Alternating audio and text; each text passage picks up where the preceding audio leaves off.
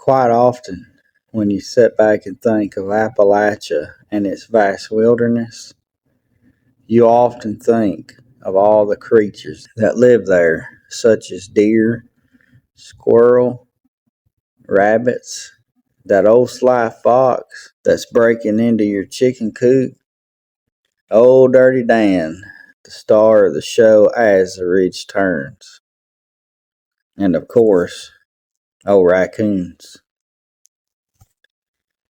When you think of the Smoky Mountain area, the bears are everywhere, ready to run into a restaurant to steal a bite to eat. Now, why do I bring this up?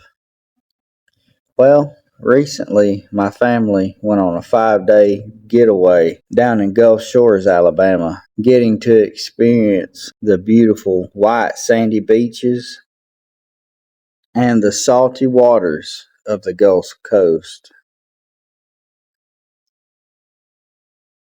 While exploring the area, we made our way over to Orange Beach, hunting the neat places to check out.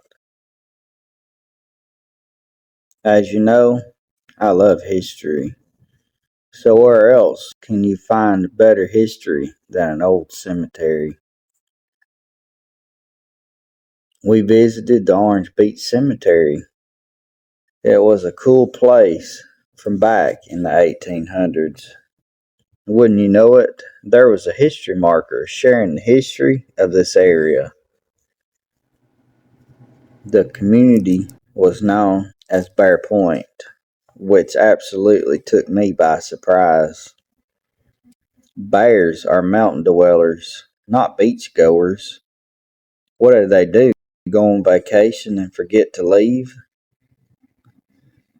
Let's dive into the history of the area and see about this name.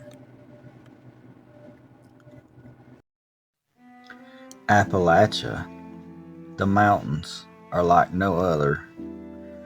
From its rigid terrain, beautiful wildlife, to the people that live their lives here, to the strange, unexplained stories that folks share. Join me while I share this amazing place, one story at a time.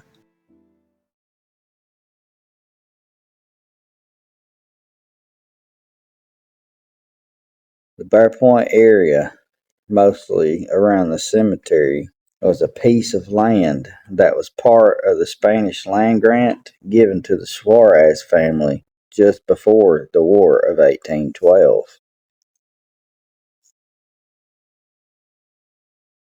The Suarez family raised many children and lived off the land for more than 100 years. It was in use since before the days of the Spanish West Florida days. The name for Bear Point was given to the area due to the immense bear population in the area near the end of the island. I often wonder, where did the bear come from? They must have made their way in from the mountains of Baldwin County, drinking the fresh water from the nearby lake and feeding from the berries and honey from the bees that gathered pollen from the various flowers. As for today, if there are any bear in the area, it's not many. They were either ran back into the mountains or most likely, sadly, hunted for their fur. Either way, there are no traces of the once ever so prominent black bear. In 1925, a U.S. land grant was confirmed and issued for the little land area. Soon the land was sold, time after time, until 1972. The Lowe McGibbon family donated the cemetery area to the Orange Beach Volunteer Fire Department. They only own 1/4 of an acre. They created a board of directors to operate and oversee the cemetery, also changing its name to its modern Orange Beach Community Cemetery. Now, inside the cemetery itself is some mighty cool history. There are many unmarked graves, but there are others buried with historic stories.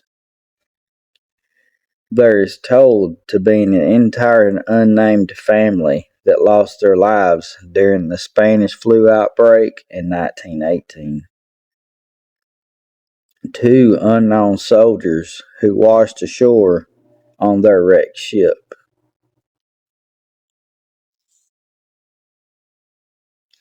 There are also very notable leaders of the community as well. The area's first mailboat operator, the first postmistress of the area, an early boat builder, and also many boat captains. There are a few Civil War soldiers and other war veterans as well. Also, there are many fire captains as well. The little area is quiet and quaint as can be. The folks interred here are resting in everlasting peace, to never be disturbed or forgotten, and to be remembered for years to come. Well, folks, I want to thank you for sitting and listening to the historic tale of the long lost BearPoint community in Orange Beach, Alabama. Well, I appreciate you listening. We love you to pieces, and I'll see you next time.